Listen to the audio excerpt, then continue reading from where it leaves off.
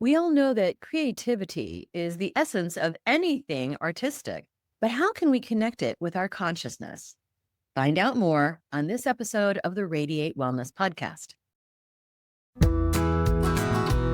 Hello and welcome to the Radiate Wellness Podcast with your host, metaphysician, Reiki master, and hypnotherapist, Christi Clemons Hoffman.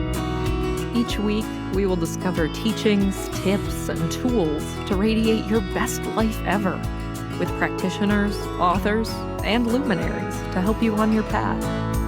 Wellness, joy, peace, abundance. What do you want to radiate? Welcome back to the Radiate Wellness Podcast, where in this episode, we radiate conscious creativity with Peter Rader, who has worked as a film and television writer for 30 years. His first script, Waterworld, was produced by Universal in 1995. He's developed numerous projects for other studios and industry leaders such as Steven Spielberg, Dino De Laurentiis, and John Davis. In the nonfiction arena, Rader has directed episodes of the hit TV show Dog Whisperer with Cesar Millan. He's worked as a cinematographer and editor on a number of award-winning documentary projects, including Awake, the Life of Yogananda, which he also produced, as well as leading its worldwide distribution effort. Rader attended Harvard University, where he graduated magna cum laude. He is accomplished in a broad range of fields, including music and photography. Rader has taught classes and workshops in writing and filmmaking at Harvard, Esalen, Los Angeles Film School, and Cal State Fullerton. He has also volunteered to teach writing to unhoused people at Step Up on Second. In 2013, Rader published his first book, Mike Wallace, A Life, a critically acclaimed biography of the legendary CBS journalist. Rader was subsequently hired to adapt his book into a script for director Rob Reiner. Oh, that breaks my heart. More recently, Rader wrote Playing to the Gods, Sarah Bernhardt, Eleonora Duse, and The Rivalry That Changed Acting Forever, which is being adapted for the screen by Emmy and Golden Globe winner Michael Suxi. Oh, that's going to be a great film, and I'm so excited about that. Now, before we get too much further into this interview, and I think you're really going to like Peter, he's very, very personable and very knowledgeable about his craft. Before we get too much further, though, I would really love it if you would just right now like, follow, or subscribe to this podcast on whatever platform you are currently listening or watching.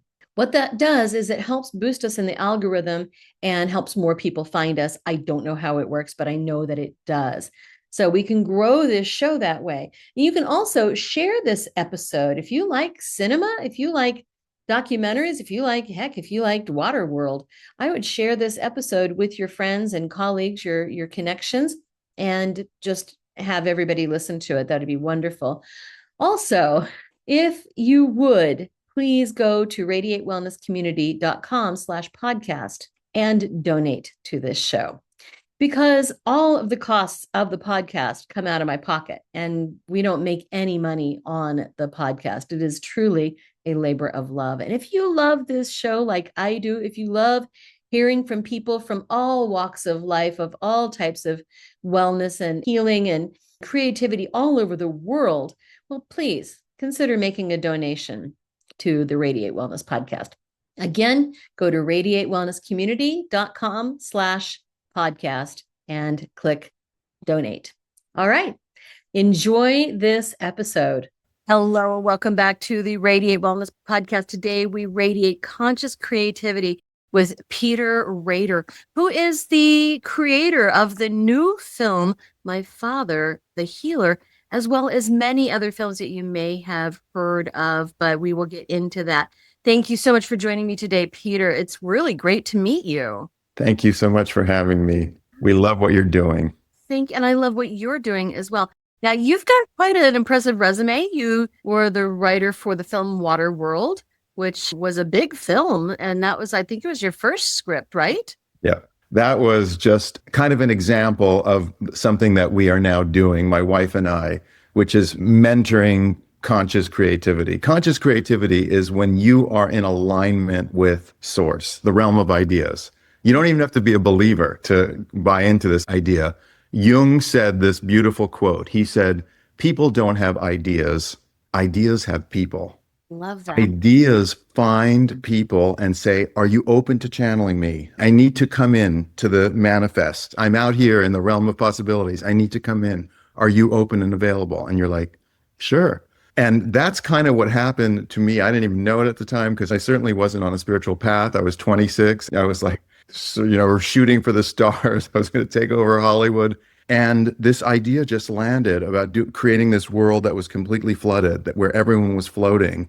And I wrote it. It came through so quickly. That's a sure sign that it's conscious creativity when it just, you don't even know what happened there. Right, exactly. It writes itself. Kind of. Yeah. Yes, in a way. So the idea came and it was a completely different world that you created with that. So yes, absolutely. Now you've also been involved with Awake, the Life of Yogananda, which is a very important film in my estimation, as well as directed some episodes of The Dog Whisperer with Cesar Millan. So I think that's pretty cool too.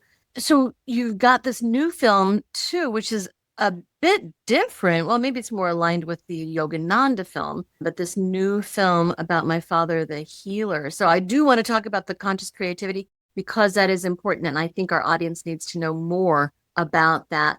But let's talk about this film that you've got coming out now. It's out, isn't it? Yeah, it's a festival circuit. We're doing our last few festivals and then we're going to be on streamers. But it's called My Father the Healer. And it's a fascinating story. It's a Qigong master who grew up during the Cultural Revolution in Maoist China. Brutal conditions, like intense poverty, and then brutal conditions within his household where he was whipped every day by his father. A man who had too much anger, didn't know what to do with it. So there's this societal trauma, there's personal trauma, there's cultural trauma, there's all sorts of things. And yet he has this gift, which is he's got these hot hands, he's got healing hands, and he helps all sorts of people, like paralyzed people, walk again, and is powerful in his abilities. So then suddenly everyone wants a piece of him and he has to flee. He basically goes to the West and ends up here in Atlanta in the United States, where he develops a following and he teaches many people how to use this particular posture to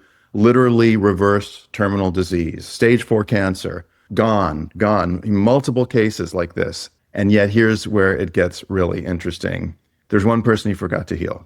Oh no, himself? Yes, the healer who forgot to heal his own ancestral trauma. So this is a docudrama. We mostly make nonfiction films at this point. So it's a documentary and we have recreations. We hired actors to recreate that period in China. But the most important thing that we did in this movie is we sent him back to China with an undercover crew, basically a one-man band, a cameraman who had small hidden equipment because you can't get permission to film in China. And we basically forced him to go back to the place that hurt the most, his home, his first business, his first boss. And it's this profound healing journey that's really quite emotional when I think about it, because he was a sort of like a button-down Confucian man. He was a masculine master, and he held that because he thought that was important. But it's in becoming vulnerable that he truly found his power and his gift. And the whole story is discovered through the eyes of his son, his Americanized son, who's about 30, and is like, who is my dad? Why is he so secretive? What was his past like? And it unfolds in the course of first he sort of writes this memoir for his family, and then we send him back to China and all sorts of interesting things happen. So we're proud of the movie. It's really cool. Oh, that's really exciting. I do hope that it comes to Kansas City. And if not, then I would love to see it online somewhere.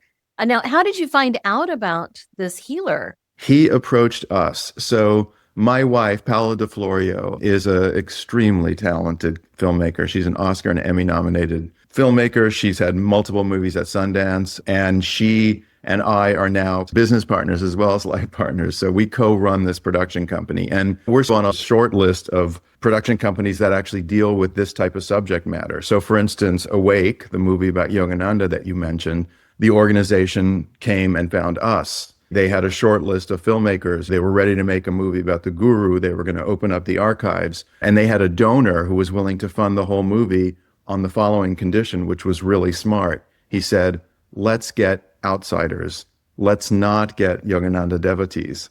Let's get people who can bring some objectivity to it and not make a movie for the choir, but make something that's much broader that can have appeal to many people.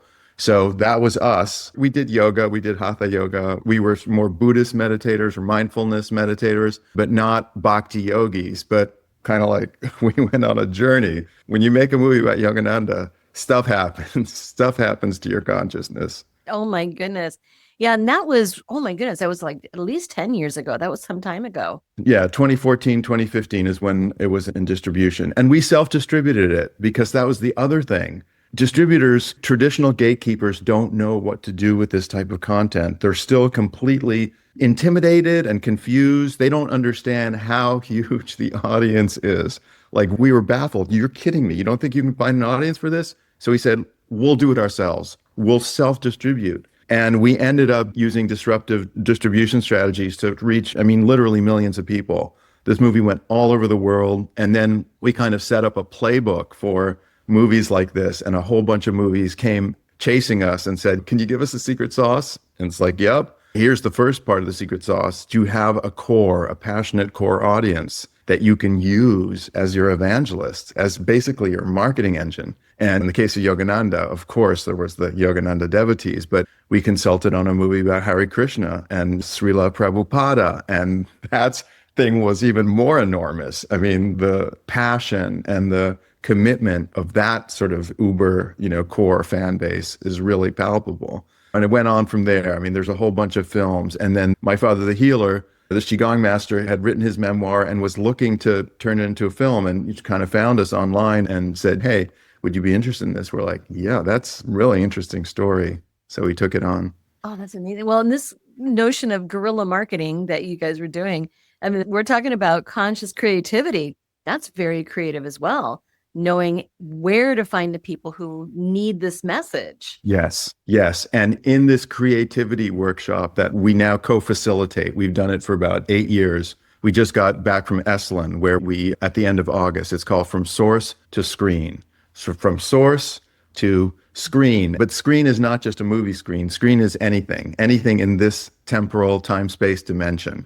So when you want to bring something in, it started out as a workshop for filmmakers, but now it's for anybody. It's for entrepreneurs, it's for designers, writers, poets, dancers, whoever wants to channel an idea from the infinite into the temporal. We create this container that allows that to sort of flow and helps you get rid of your obstacles and get all the ego blocks out of the way so it can happen. Now, you mentioned distribution being creative. That is absolutely key. We break down the process into 3 days: creation, manifestation, and transmission. So creation is writing the idea or having the idea come into your consciousness. Manifestation is producing it. What is it? Making the widget, making the movie, writing the book. Transmission is finding your audience. And we say that is as creative as any of the other parts. You gotta, yeah.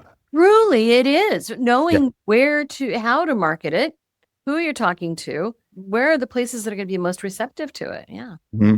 And we even talk about reverse engineering it. So one of the things we do just for fun is in day one of our workshop, we say, write your Amazon review, write your 5-star Amazon review right now and make sure that you include this.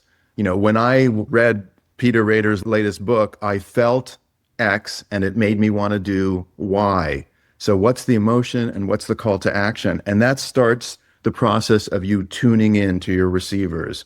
Who is this for? What is that specific individual? What's his or her energy like? How can I meet it? How can I invite them in and maybe co-create with them and get them involved early? We're big believers in leaks. Give stuff away early on, even if it's unfinished. Start to engage. There's so many of us and we need to vibrate with each other. So we're so into this idea of like tuning in and transmitting.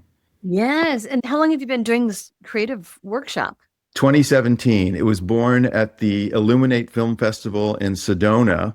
where our film Awake premiered in 2014. And we won the audience award. And then Jeanette Walport, the founder, invited us back because we then all had this kind of whole distribution strategy. So she said, people want to hear about this. So we would do talks or panels or keynotes. And my wife said, wait, can we go deeper? Can we do a lab? Let's do a lab. And she says, absolutely. So we did our first one at this Illuminate Film Festival. And then we brought it back a few times.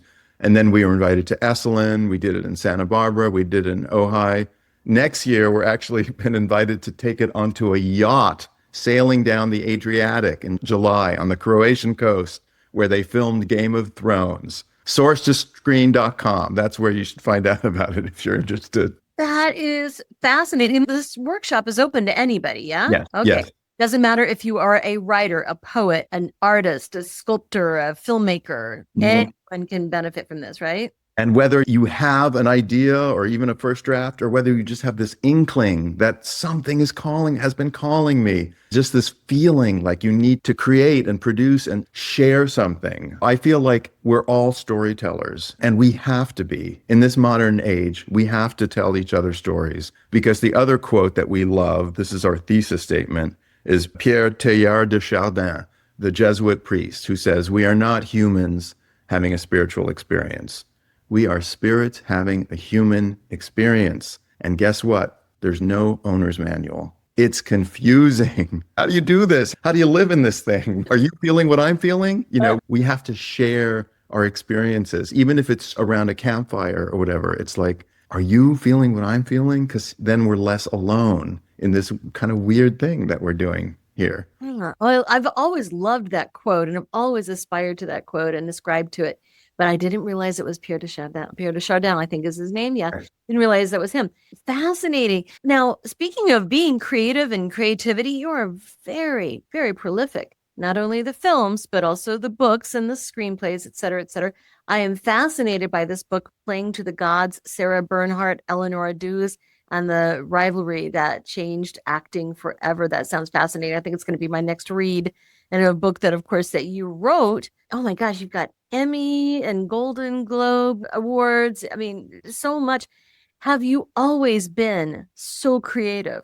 Well, no, actually. I almost thought for a second that I was going to be a scientist. But something, even science is creative, or at least at the level that I wanted to do it. I thought I was going to be a physics major. And then I took my first college level physics class, and it was so freaking boring. It was just like high school. It was just, when do we get to the good stuff? And it was like postdoctorate or something. It is when you're starting to think about abstract. What is physics spiritually, for instance? We distributed a movie about David Bohm, who posited the quantum potential, which is basically the field of consciousness, as being the thing that underlies both the micro and the macro. And he basically reconciled these two parts of physics that were not talking to each other. And he was the Dalai Lama's science guru. So that's the sort of physics that I was into. But I realized it wasn't available to me for a long time. And I just didn't have the patience. And then I walked into a film class as a sophomore, and I was like, the light bulb just went off. It was like, oh my God, this is so fun. Because it combines my geek part, the sort of technology where I can geek out on editing systems and stuff, but also this magic, this storytelling thing. And then I thought I was going to be a director. I did. I directed a few things in my 20s, but what was really flowing is this writing. And it took me a long time to accept I'm a writer. That's what I do. That's what I'm meant to do on this earth. For a while, I was like, wait, am I really a writer? But now I kind of see, okay, that's what I came here to do, is to kind of like tell these stories and share these stories. Yeah. Oh, I love that. I love that. So yes, I agree. There's quite a bit of creativity in science. I mean, we need to imagine where we want the science to go and then test it to make sure that that's where we really need it to go. So much we can appreciate with creativity that might not be a creative field. So I think this is important. And having a conscious creativity class for people who are in kind of the alternative fields. So did you have a background in consciousness before you started channeling movie scripts? No, but I did have that experience that I think many people have, which was sort of that aha moment. When I was in my 20s, I was curious and I started reading Carlos Castaneda. Oh, yes. And when I read those books, I was like, wait a minute, I know this. I know this.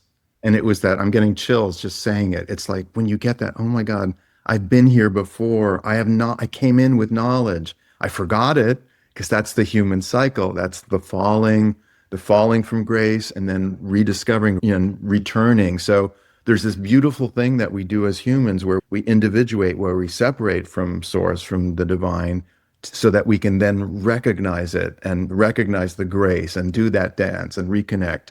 So I started to have those experiences. And then I had a couple of real big wake-up calls. Like I lost my mother at age 27 to melanoma. And it was so sudden. It was like 3 months, diagnosis to death. And she was a woman of faith. She was a woman of deep faith when I was completely checked out. I was completely in my ego and overachieving. And she's like dying fearlessly. She was my first guru. She became my first guru because she showed me that there's nothing to fear. And she made me kind of like start to wake up. And then after that, I started kind of meditating, going to yoga classes and stuff, and had some experiences. I've sat 10 days in silence with Jack Kornfield and some other teachers, and something happens. So if you do that practice sincerely, if you show up and you sit your butt on that zafu, day 3 or day 4, your ego just has to give up. And you're like, oh, wow. Now I get it. It's that ineffable, that sort of knowing, oh, wow, there's something that I'm connected to that's so much bigger than my individual ego identity. So I started to get taste of that. And then meeting my wife, Paola De Florio, I met her exactly 30 years ago, the year that Waterworld came out. We met just a month before that movie came out. First of all, helped me fall back in love with filmmaking because I was in development hell. I was lost in the studio system. They kept wanting me to write these huge, big, unproducible movies, and I froze. I had writer's block. It was a mess. And she's like, let's just go to Sundance. Let's look at smaller movies that have a huge amount of heart. And I started to understand that's why I started making films. And then we're invited to make the movie about Yogananda. I mean, that really changed everything. Yeah, I can imagine. Did you even know much about Yogananda before you started? Very little. I don't think neither of us had read the autobiography. And it was interesting because there was sort of a mutual feeling out. There was like a mutual audition between us and the organization. We wanted to make sure that we would not be making a promotional piece because we weren't interested in that.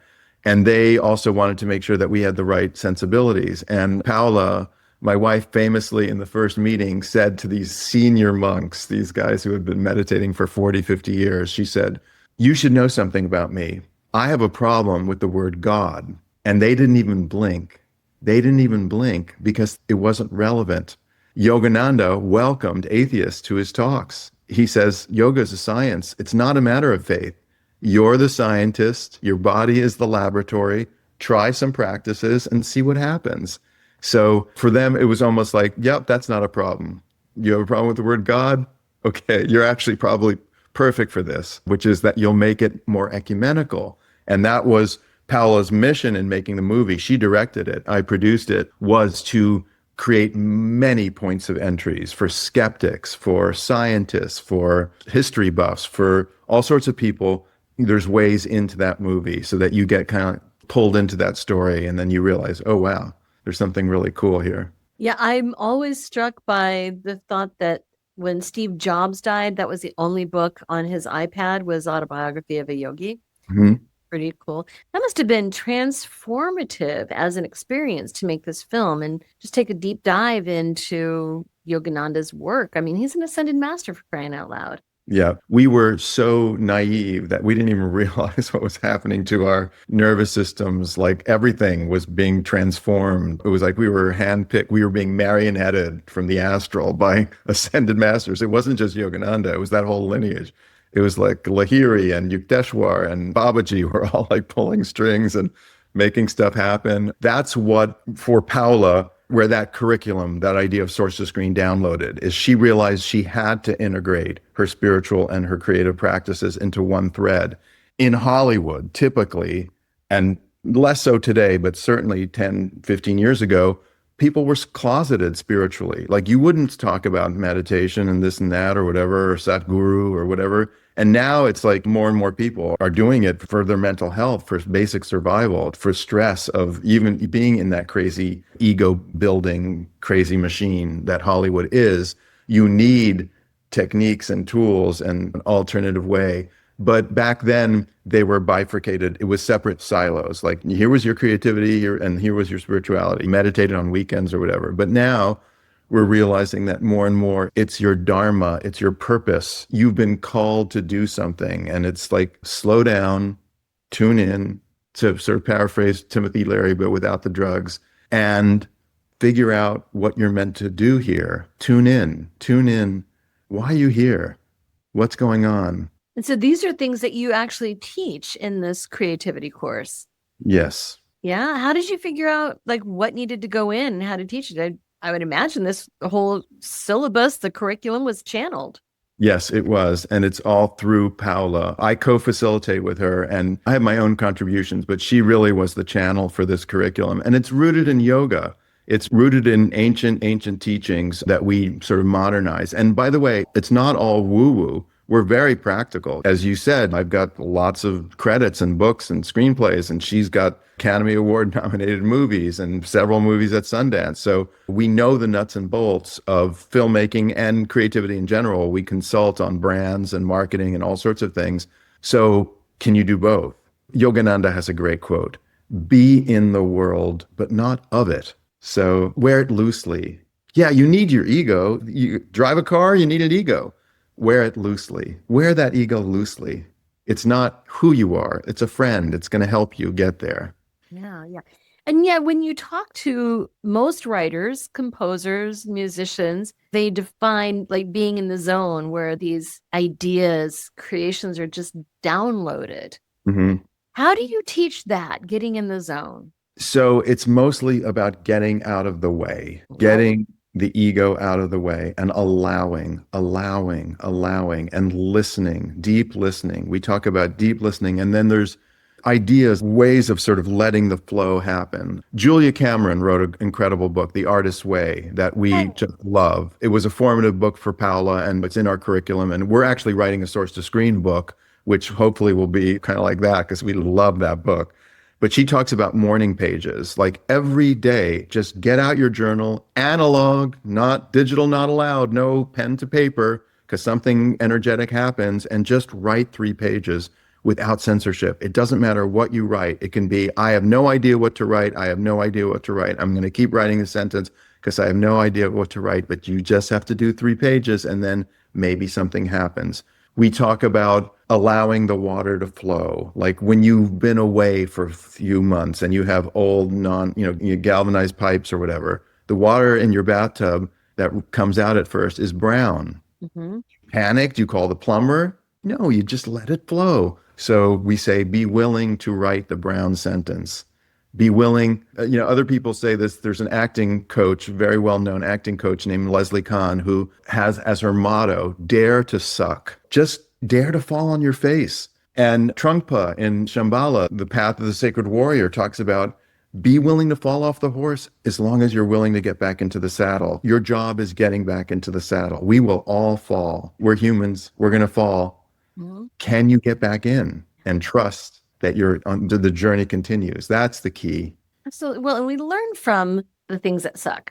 We learn what doesn't. Absolutely. We learn what could be better, et cetera. I mean, you've just got to get it out there first, then you can go back and refine it. But no, I love this for virtually any career, any walk of life, any form of creativity, because everything is creativity, right? So yeah. So this film, My Father the Healer, what did you learn from that? How did that transform you? That was really interesting. That film involved one of the other things that we love to teach, which is the radical pivot. Every now and then, you're this stream, you're flowing down, you're water in a stream, and you come to this big fat rock, okay? You're forced to pivot. You have to pivot. And there's all sorts of things that are obstacles or challenges that are invitations. They're invitations to consider that there might be another way. And how do we meet those? If we meet them with anger and resistance, they become whatever. You end up in the ER. But if you're an Aikido master, you just dance with that resistance. You swirl, you twirl, you just repivot and you go to it in another direction. Now, what happened with My Father the Healer is Master Yang-Ming Lee had written this memoir called Whole Body Prayer, The Life-Changing Power of Self-Healing. which was an extraordinary book. It starts with his journey in China and it takes him through the West. And then at the end, there's these teachings that he has. And we thought, wow, there's definitely a movie in this. And we went out to make that movie. And it was someone that we were mentoring who directed it, someone who had taken our Source to Screen workshop, a director named Nick Conadera. And he kind of did that movie, and we saw a cut of that movie, and it wasn't there. The ending wasn't there. It wasn't emotionally satisfying. We felt there were secrets, there were shoes that still needed to drop. So this is where Paula came in, and she has the sort of brilliance as a storyteller where she was like, we've got to send them back to China. We've got to send this family back to China and have him face his demons. In Joseph Campbell, The Hero's Journey template, it's called going into the inmost cave, facing the inmost cave. That's where the darkest secret is. It's the Death Star in Star Wars. That's the one you got to go to. You got to move towards the things that scares you the most. That's where catharsis happens. So Paula said, we're sending him back to China. So we thank God our cameraman, who is now credited as co-director because he did all of this part in China, Tom Pritchard, was willing to go. And the technology now is, I mean, you can have a production camera that's this big and a couple of little microphones that you clip on and you have 4K quality. He was willing to go, and they went back for 3 weeks, and Master Lee went back to all the places that he feared and was dreading, and he reconciled with his brother, and it ends with this incredibly emotional catharsis between him and his son, because his son kept feeling unsatisfied, like, I don't know my dad. Who's my dad? And by the end, he kind of knows who his dad is and kind of like goes on his own healing journey.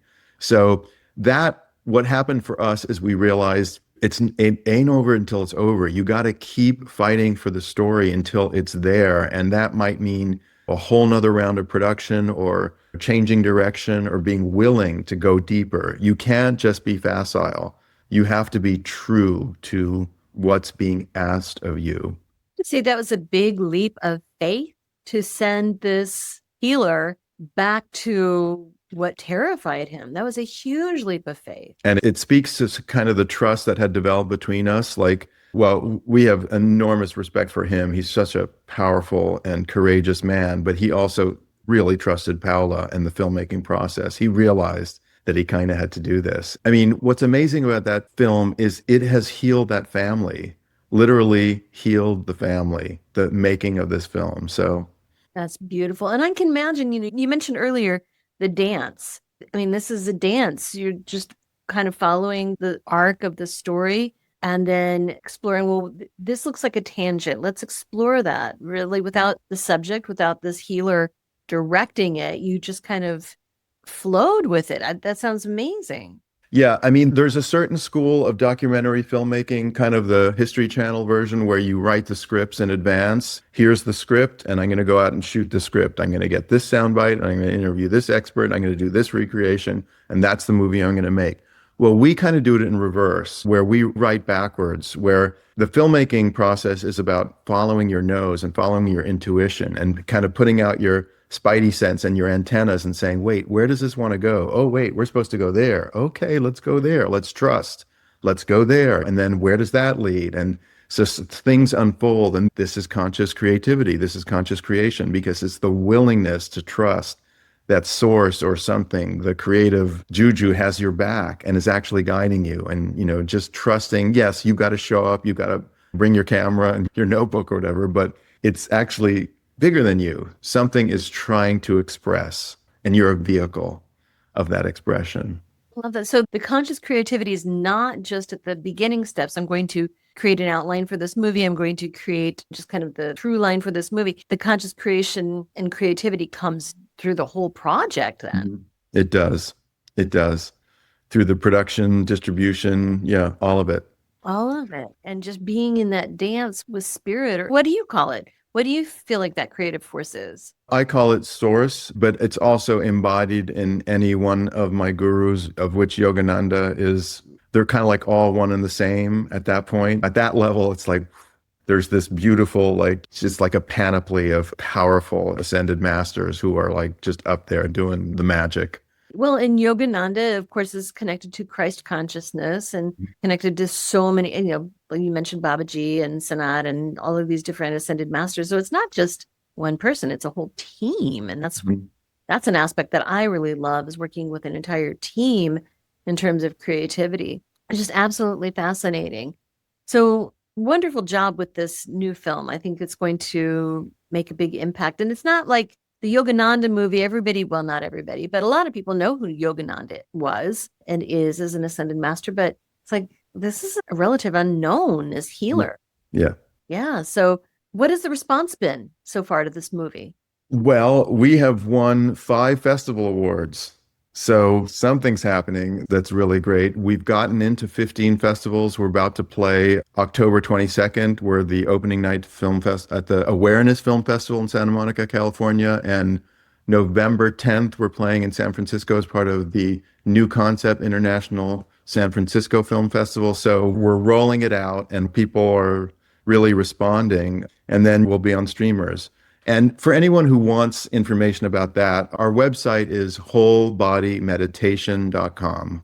Wholebodymeditation.com will tell you about where that film is and where we're going. Where did you get this name, Whole Body Meditation? Well, that's his practice. His memoir was called Whole Body Prayer, and it's this Qigong posture. It's a standing posture that uses your entire body, where you create like a circuit, an electrical circuit. But then he rebranded it because he wanted to be more ecumenical. It's not prayer, it's not Christian, it's whole body meditation. Meditating with your entire body in this powerful standing posture really has this profound effect on your chi, on your flow of chi.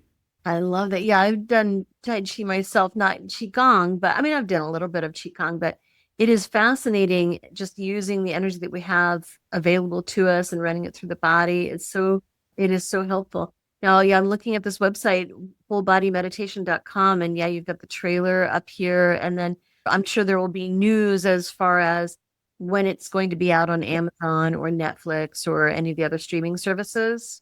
Yes, and also you can certainly join the mailing list there and you'll be the first to know. But yes, we will put banners up there about where it's going next. Right.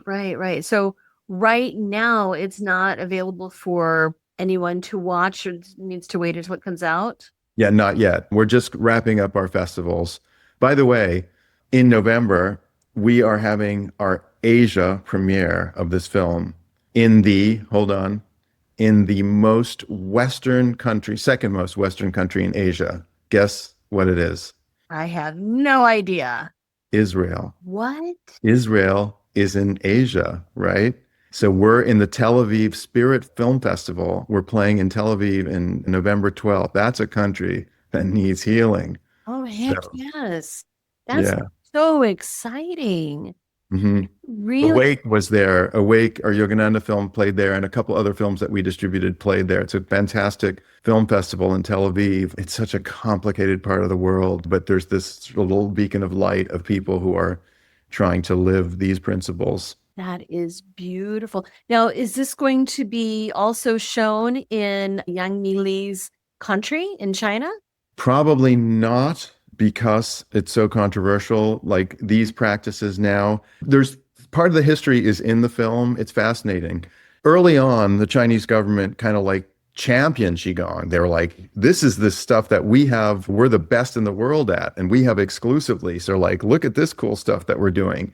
And then there was this push towards to become more westernized and more modern, more scientific. So they pushed it aside and they made it illegal. And then there was these Falun Gong and all these other places that were controversial. And suddenly it was all put in that same basket, which is, this is dangerous. This is like the opiate of the people or whatever, so dangerous to the communist state or whatever. So right now, we're not going to be able to show it in mainland China. No. Oh, that's too bad. I was wondering what the reaction would be from this very traditional society and culture. Interesting. Okay. Maybe we'll have some underground screenings. We'll see. Yes, but it sounds like, at least for Lee's family, this has been incredibly transforming and transformative, and for his son as well, just to know his father and his lineage and to have that healing out there. Nice. That's very beautiful. So what is your next film that you have in the works? Funny you should ask. So, in Hollywood, where you sign your contracts in blood, one of the things that happens is you transfer your copyright. So, I wrote Waterworld in 1986 and I sold it in 1990. And at the point that I sold it, I transferred my copyright. It eventually went to Universal. And they owned it, which means they could do whatever they want with it. And they did. They hired a whole bunch of other writers and they changed it a lot. And it's not exactly the movie I wrote, but it's close enough.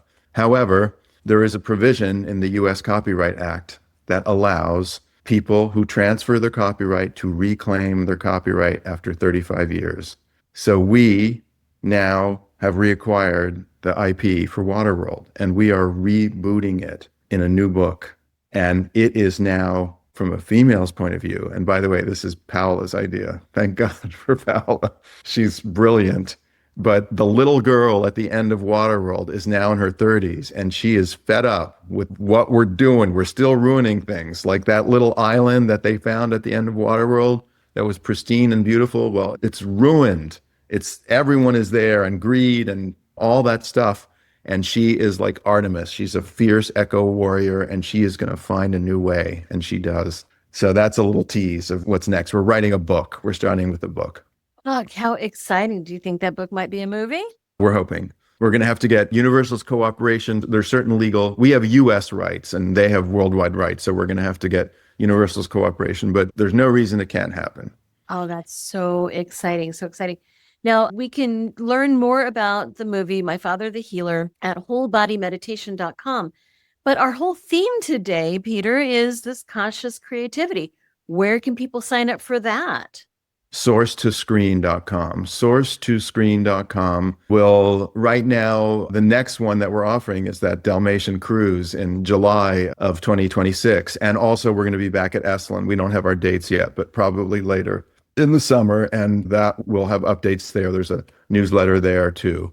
And then our company, our production company, is Counterpoint Films. The URL is thisiscounterpointfilms.com. And that also has everything that we're up to. Wonderful. Where do you get the name Counterpoint Films from? Does that have a special significance? It does. Paola's first film was about a violinist. Her very first film, which was nominated for an Academy Award, and we met making that film together. I was the cameraman on it, is about this world-class concert violinist who almost dies and then resurrects herself and plays Carnegie Hall. And Paola loved the idea of counterpoint in music, where there's two melodies going at the same time. And that's that tension, that dialectic is kind of like what we're all about, which is humans, spirits having a human experience. That's kind of counterpoint right there. Again, back to the dance point, and playing off of each other and dancing with each other. I think that's lovely. So you have a lot going on. When do you sleep? Well, what Paola and I are literally unplugging. We're making some deadlines. I turned in a script this week, and next month we are going to India for an entire month of pilgrimage. So we schedule downtime. You got to schedule downtime.